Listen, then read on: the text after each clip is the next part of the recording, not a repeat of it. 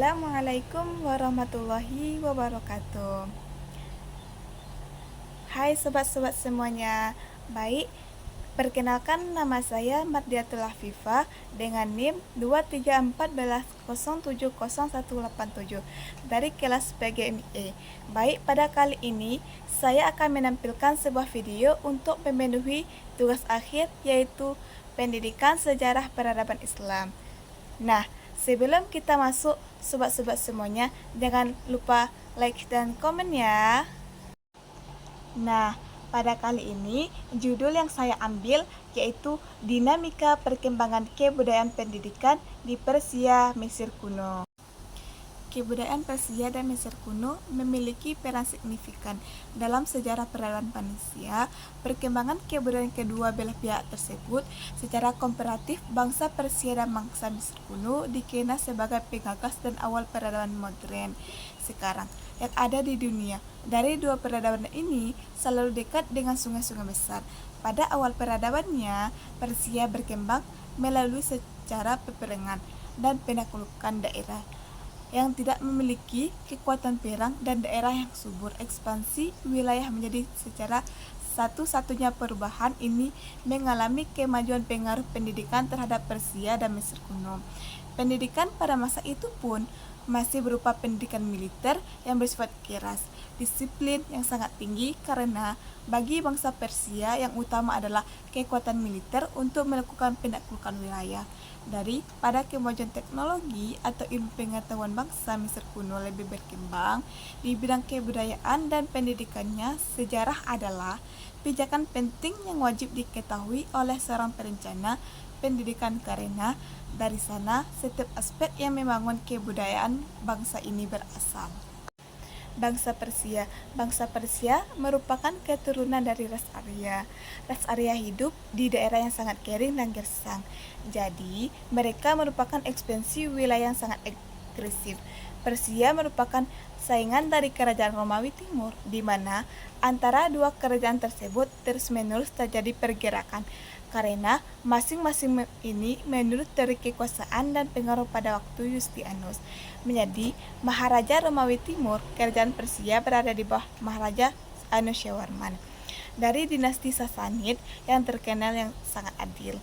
Anushirwan dengan pasukan berkuda dan pejalan kaki menyerbu daerah-daerah Romawi Timur, sedangkan Yustianus mengadakan perlawanan seru di bawah panglimanya Delisarius, sehingga terjadilah perang selama 20 tahun mulai dari 541 sampai 461 Masehi, berakhir dengan suatu perdamaian di mana Yustianus harus membayar upeti kepada Anushirwan tiap tahun sebanyak 30.000 dinar.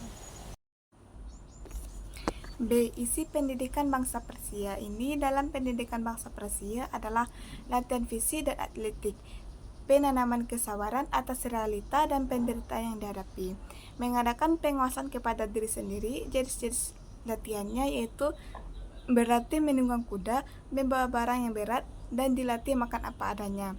Semuanya diarahkan pada perang dan perang. Meskipun demikian, mereka menanamkan sifat dan moral yang baik, juga kesetiaan, keadilan, rasa terima kasih, keberanian, tulus hati, dan kesucian. Hal-hal baik itu diajarkan di dalam kitab mereka, yaitu Zen Avesta, yang berisi koleksi primer aliran seni, dibuat dengan bahasa Avesta. Di dalam buku ini terdapat 4 bagian.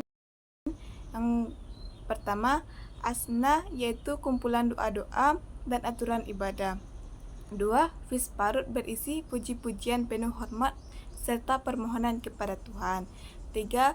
Videvdat atau Vendidat, yaitu tulisan-tulisan yang berkaitan dengan ritual permurnian. 4. Kode Avesta, yaitu buku kumpulan dan doa sehari-hari yang di dalamnya juga mencakup ide kumpulan puji-pujian dan puisi tentang kepahlawanan. C. Bangsa Mesir kuno. Bangsa Mesir kuno adalah peradaban kuno di sebelah timur laut benua Afrika, berpusat di daerah hilir sungai Nil, yakni kawasan yang kini menjadi wilayah negara Mesir. Peradaban ini mulai dengan unifikasi Mesir hulu dan hilir, berkembang kurang lebih selama 3 milenium. Merupakan suatu peradaban di bangsa Timur Afrika, peradaban ini terdapat di sepanjang pertengahan hingga hilir Sungai Nil. Peradaban bangsa Mesir kuno lahir karena kesuburan tanah di pinggiran Sungai Nil. Sungai Nil mengalir dari arah selatan ke utara dan bermuara ke Laut Tengah. Dikelilingi lembah sungai adalah gurun, batas timur adalah gurun Arabian di tepi Laut Merah. Batas selatan terdapat gurun Nubia, di Sudan batas barat adalah gurun Libya. Batas utara Mesir adalah Laut Tengah. Masyarakat Mesir kuno berinteraksi dengan para dewa untuk kepentingan pribadi, meminta pertolongan melalui doa atau meminta mereka untuk bertindak melalui ritual. D. Sistem pengetahuan bangsa Mesir kuno. Masyarakat di Mesir kuno menggunakan perhitungan kalender dalam bidang pertanian. Sepanjang tepi Sungai Nil memiliki beraneka ragam hasil pertanian. Salah satu pohon yang ada di tepi Sungai Nil adalah pohon papirus. Pohon ini memiliki banyak manfaatnya, antara lain sebagai bahan dasar pembuatan rakit, kertas, dan tali untuk memetik buah dari pohon papirus. Masyarakat Mesir kuno menggunakan cara yang sama seperti memetik padi. E. Perkembangan pendidikan literatur pada Mesir kuno. Sistem pendidikan pada kerajaan Romawi diperkirakan bersumber dari kerajaan Mesir. Hal ini dibuktikan dengan adanya kesamaan dan kemiripan pada beberapa tulisan literatur Mesir dengan Romawi. Elemen hukum, seni, dan juga religius juga memiliki kesamaan dan kemiripan antara Mesir dan Romawi yang dicantumkan dalam buku The Legacy of Egypt.